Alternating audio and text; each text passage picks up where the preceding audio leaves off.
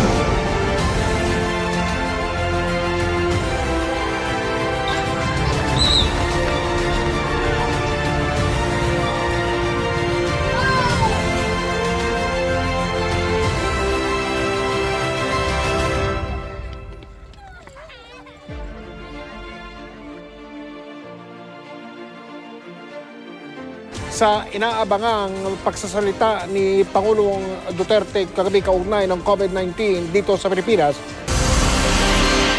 Community quarantine is hereby imposed in the entire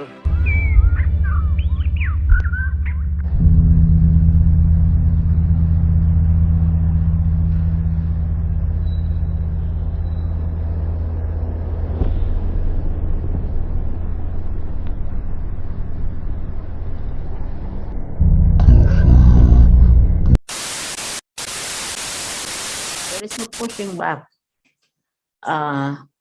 There is no pushing back for as long as it is not here, for as long as the danger is perceived to be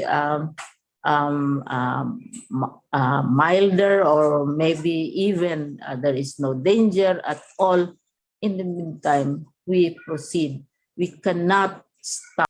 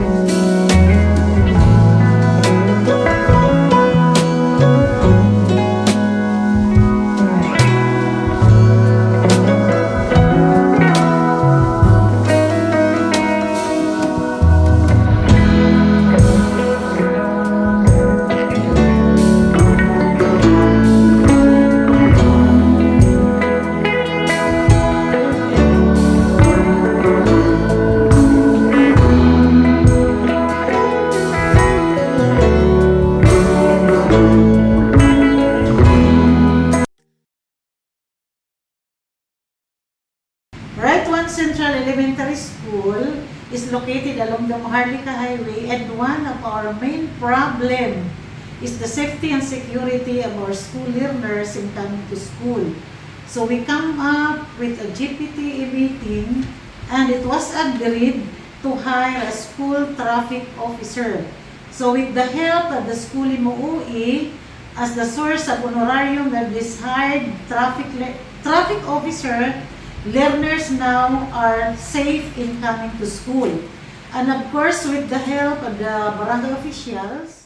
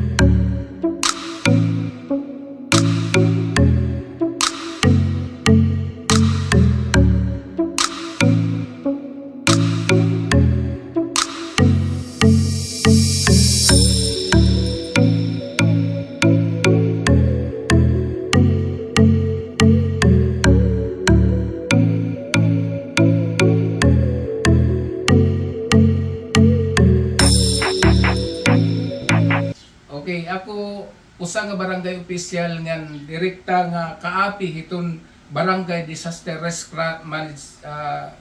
management. Tungod hitamon na hibaruan nga may ada palisiya itong barangay iton Right One Central Elementary School. Kami nga mga opisyal hit barangay usa nga dako nga nasuporta hini kay kaupayan ini hitong kabataan. Ngan yan na naghimo-hirahin para permanente nga maalala hit kabataan labi kun matabukha hini nga maharli ka highway hiunong kay kaihaan na nga panahon talaga delikado ini dinhi nga lugar. So hulos kami hangaran hit amon kapitan nga hit amon bugos nga opisyal hit barangay size hulos kami nga nasuporta hini nga programa hiton Right One Central Elementary School.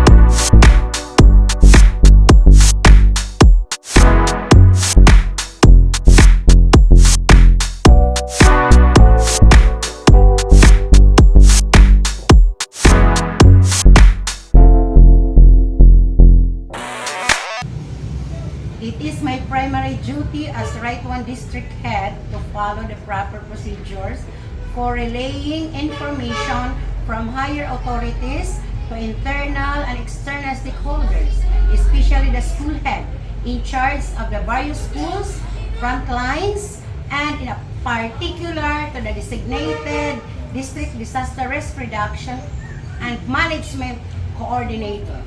I am happy to report that as a result of thorough preparations, effective implementation, and ongoing utilization of our present best practices, our district is equipped to manage any challenges we may encounter in the future.